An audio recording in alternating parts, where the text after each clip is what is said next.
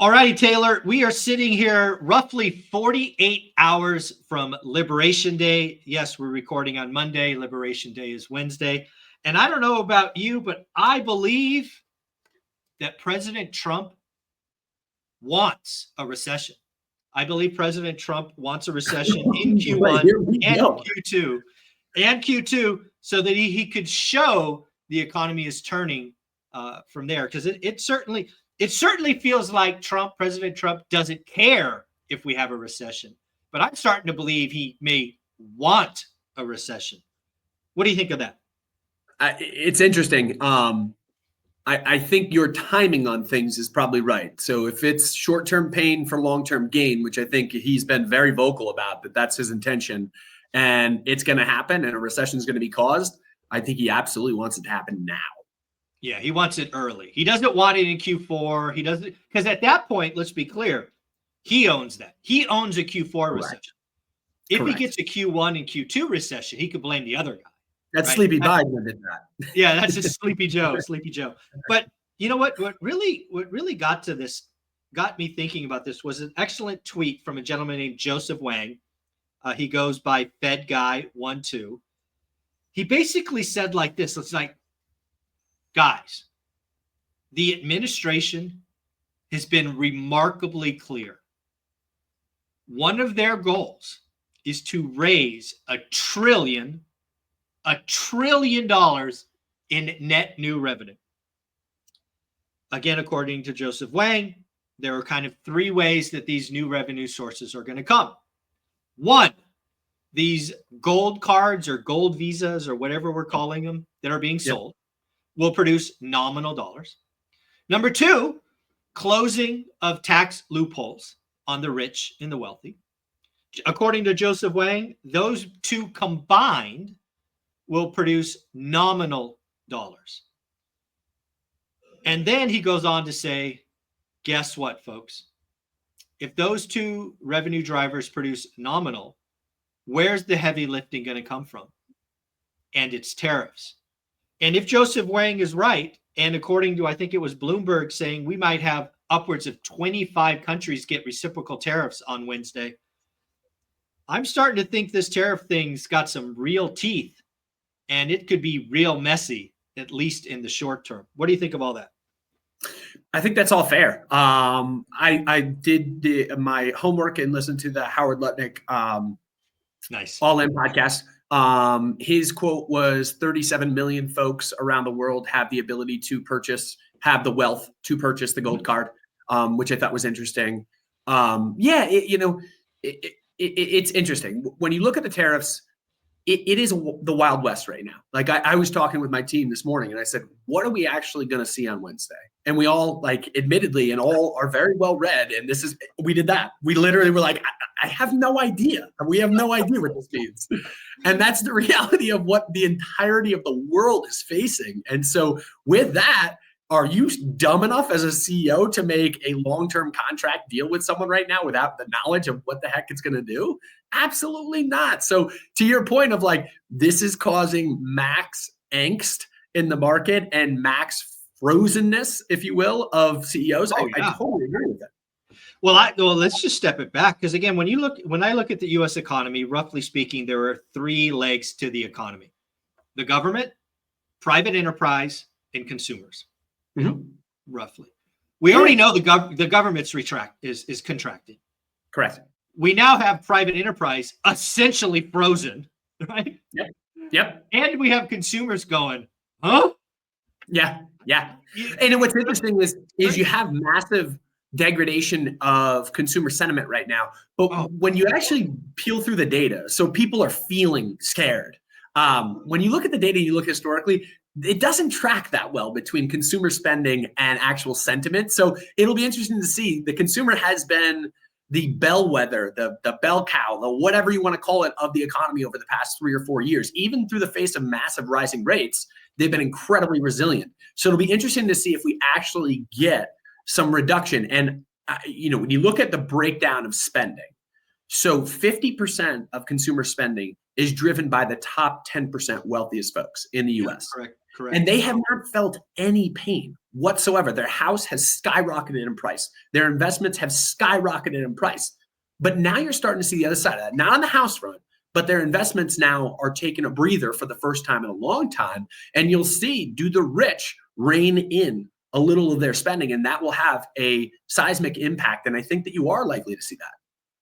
Yeah, I think it's going to be really interesting because one of the things I did on my daily financial news this morning is I asked my audience, do they think Q1 will be a negative GDP print? According to a CNBC economist survey, they're actually calling 0.3%. They're on the positive side. Yep. And it's actually a tough call because I've actually heard from multiple people in my, call it my second network, right? Friends of friends who are actually buying ahead of tariffs. There are a couple of people that bought a car. There are a couple of businesses that bought some capital equipment because they're afraid that tariffs will go into effect on Wednesday and be, more expensive. So it'll be really interesting to see if enough people bought ahead at the end of Q1, which actually ends today, to actually make Q1 look positive. So I'll ask you, like I asked my audience, if you had to take the over under on 0, are you going negative or positive for Q1 GDP? And we're not talking the first revision. We'll talk the third and final revision. Yeah, I'll go above just because that's a pretty meaningful slowdown from what we had seen in the last quarter. So you were in the high 2s in the last quarter, and that's just a really quick turn of Titanic type ship. I know that there are people that have front run the tariffs. I know people were also caught where other folks in their industry, I have a specific friend who runs a big metal manufacturing facility, and they tried to front run, and everyone front ran before they front ran. So there was nothing left. There's nothing left. There's nothing left. And you think you would be able to source metals in the United States, and there are metal facilities, but they're all supplied by Canada from the raw material standpoint. And so it's all getting hit. And they are now saying, all right, do we pass it along to the consumer or to the end buyer of this, or how much of it do we eat? And it's certainly going to be a combination thereof. Yeah, let's rotate to the Goldman Sachs call. I'm sure you saw it over the weekend. I read it in multiple forms. They're now saying inflation's going to pop to 3.5. They're saying GDP is going to fall to 1. They're saying unemployment's going to rise to 4.5%. I can't look at that call and not scream stagflation. Yeah, what do you think? I agree. And if I had to poke a hole through one of these, and I've argued this with you, not argued, I've just brought this up in the past with you. I think the one that I don't necessarily agree with is I don't necessarily see major inflation. And let me be clear on something. Like, I get that if we tax products coming into the US, the cost of them go up. Like, I'm not stupid to that fact. Yeah. But I think that reality is that we are now seeing a consumer that is starting to retrench. And so I think there won't be as much competition for that underlying good driving inflation. I think it's more demand destructionary than it is inflationary. But the seeds are sown for both sides of it. There aren't that many times throughout history, right, that we've seen meaningful stagflation. You have to look all the way back to the 70s, basically. And typically it's just one side or the other really gets it. So I'll leave that. You can certainly respond to that and disagree if you do. Well, yeah, I think it's time to really talk about stagflation because I think, again, if people want to go back and look at history, I would tell you to Google Arthur Burns and Paul Volcker. Both were Fed presidents. And I honestly think Jerome Powell is going to have his moment, and it's probably going to be July. I think July is going to be like the toughest. It's either June or July. That's where he's going to have to decide which one. Because if you look behind the data, the base effect for 3 months is nothing, right? It was so any positive growth is going to show inflation picking up for 3 months in a row. And I think by then you're going to see the federal layoffs start to hit the unemployment data. Mm-hmm. So inflation up, unemployment up, GDP certainly below trend and down, I think sub 1% in Q2. Yep. So I think Jerome Powell in July is going to have his moment. So what do you think? Does Jerome Powell go Arthur Burns and cut early? Like, frankly, most of the market, it is wild for me to think that Goldman Sachs just said 3.5% inflation, worse, GDP at 1%, and unemployment at 4.5%, and they expect 3 rate cuts. I'm like, are two different people writing this article? What are you doing? How can Well, both those things be true? not for nothing, but is the Fed saying anything meaningfully different than that? They're not. They're saying inflation higher, unemployment higher in 2 cuts, right? So it's funny to see. We've been trying to make sense of the interest rate thing for how long now? A year and a half, where we've just constantly said, like, where are they coming up with this? The Fed and the market. The market's been worse than the Fed, for the record. Mm-hmm. No, yeah, the market at 7 18 months ago. So where did that come from? Crazy. Yeah. So no, you're 100% right. And I think what you're trying to weigh there is the velocity of the two things. The velocity of how quickly does inflation pick up, if it does, and how quickly does unemployment pick up, if it does. And so that's where I think they're saying that they're more afraid of unemployment picking up meaningfully, being Goldman Sachs, than they are afraid of inflation getting away from us. And I tend to agree there. By the way, I have no crystal ball. I disagree entirely.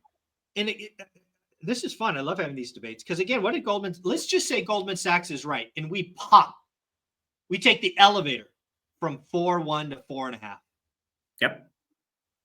I mean, by my education, and it wasn't that long ago, that's full employment, baby. 5% is full employment. Fair. Why are we concerned about 4.5? I mean, legitimate. Yes. A significant rise in unemployment is painful for the people that are on that list. But when you look at the macro economy, that is full employment. Why are we concerned about 4.5? Yep. It's not the 4.5 that's the concern. It's the direction and the history of unemployment going from modestly increasing to snapping. Yeah, there's a lot of truth in that because, again, folks, if you look historically, unemployment takes the elevator up and the stairs down. Correct. So a rise from 4.1 to 4.5, it doesn't generally stop there. It'll go to, I don't know, 5.1 or something. We did just buck that trend.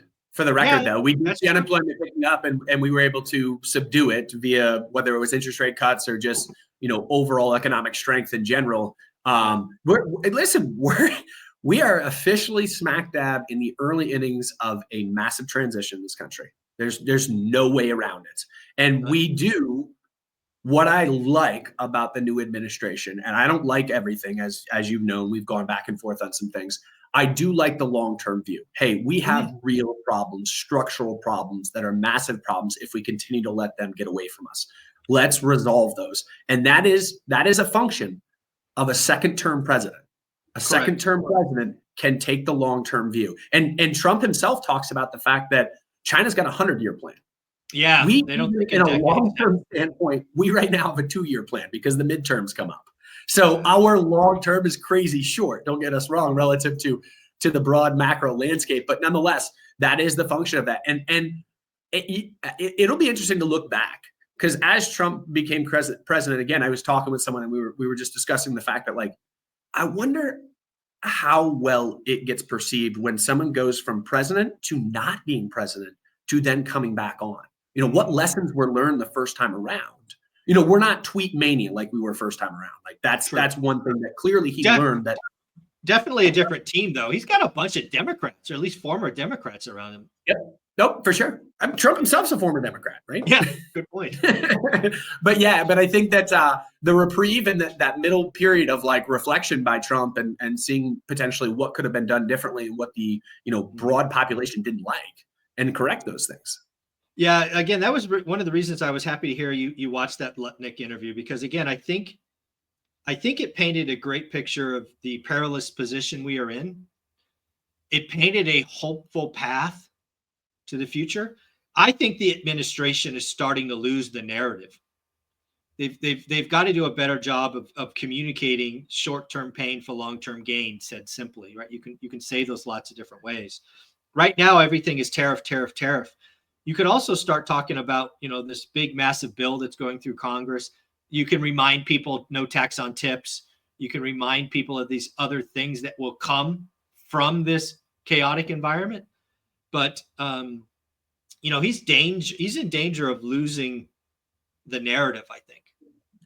I did a video on this the other day. I think the biggest problem that the administration has right now is I think you go to 99% of the population and say, what are we trying to get from tariffs? What are we trying to get out of this? I think that it falls on ears Awesome. that just go like this. And full disclosure, like you and I read voraciously about this stuff. Like, can I give you a perfect answer to that? No. One of the things that Howard Lutnick said in that interview that I had not heard before, and it would be the slogan of everything I was saying if I was trying to sell this administration and policy, is India has 50% tariffs on average. Yeah. I'm like, India is the largest country in the world by population. They have 50. If that is true, why are we not campaigning with that to get the American people on board with what they're scared to death of is going to cause massive inflation and increase unemployment and slow down the economy? We need a better job of selling out of Besson, out of Lutnick, out of JD, out of Trump as to what are we doing with these tariffs. Yeah, again, I've been really happy that I called the first 6 months of this administration chaotic and, just chaotic. I can't think of another word. I really do hope, and again, 6 months is July 20th. So we just put a date on that. Hopefully we get clarity because again, he's gonna want to get to the midterms in a good, if not great place. And you can't be in this environment at the end of the year. We've got to have, you've got to lift this. You've got to let private enterprise rock and roll. You've got to let people understand the good that's coming with the bad. And, 2026, frankly, could be like, for how bad I think 2025 is going to be, 2026 could be the start of something, pretty good, I think. It'll be interesting. I mean, to your point of like the midterms, Trump can't do what he wants to do. The administration can't do what they want to do without Congress, the majority in Congress. Otherwise, they can't make the decisions they want to make. So it could be viewed by a lot of people like, hey, Trump's going to still be around. Like, it doesn't matter. That's not the way our political that's not how it works. Yeah. he needs to maintain majority, if not grow it. So he's really got to start. Clarity has to return. We're only roughly 80 days in. We've got another a little bit over 3 months left. But boy, it's got to get clear sooner rather than later. Yeah. Yeah, totally. I think that he can continue to trumpet deregulation, lower taxes, government efficiency. I think they need work on government efficiency. Their messaging there, to be clear as well. Sure. But government efficiency and tariffs, they need a lot of clarity to be drawn out there to get the support of something that's going to cause pain. There's no way around it. It's going to cause pain. All right. So let's go back to the thing I kind of diverted. Jerome Powell. In July, he's going to have that come to Jesus meeting where he's going to have to pick the economy or inflation, meaning cut or raise or stay flat. What do you think? I think that inflation is not going to be as big of a problem. So therefore, I think it's unemployment. If inflation is in fact an issue, I'm with you that inflation will be the primary. Depending on how nasty it gets, inflation impacts 100%. Unemployment, right now, and if it picks up between now and then, 4.5% are impacted by unemployment. So you have to take the broader masses as the focal point. And that's, Volcker. Volcker did the same thing when the two present themselves. He goes, we're going to force ourselves into a deep recession. Bang! It was a double dip. It was a double dip recession. That 82 one was nasty. Well, we saw throughout the 70s, it was like one Fed chairman comes in, raises, cuts. Inflation, rears its ugly head. It happens again. It happened. There were 4 Fed chairmen throughout the 1970s until Volcker. And Volcker is not looked at as a villain. I think Volcker is looked at as a very positive light as to what he did. He said, we've got medicine we got to take right now. If it's me that has to do it, I'm going to do it, and we're going to right the situation. And then the 80s were magnificent. The 90s were magnificent thereafter. So from a market economy standpoint, and it was painful in the short term, though, no doubt. Yeah, no, I think when Jerome, again, if we have PCE core at 3.5, which is noticeably higher than today, and we have the unemployment rate at only 4.5, he doesn't have a choice. He has to fight inflation. Now, if unemployment goes to 6 or 6.2, we're going lower in a big way. Yeah. What did you? I can't remember what you framed up last week, and I was like, rates go to 0 immediately. Yeah. I remember that as well. It's like, no, rates go to 0. I'm like, oh no, we're not doing that again. Oh, folks, go watch last week's video. Taylor, where can people find you? Yeah, thanks so much. Find us on Instagram, on LinkedIn, on TikTok. We're at Life Goal Investments. We put out daily videos in 60 seconds or so. Dude, I have no idea how you get all that content in 60 seconds. You're amazing. You're the Go man. check. Thanks so much.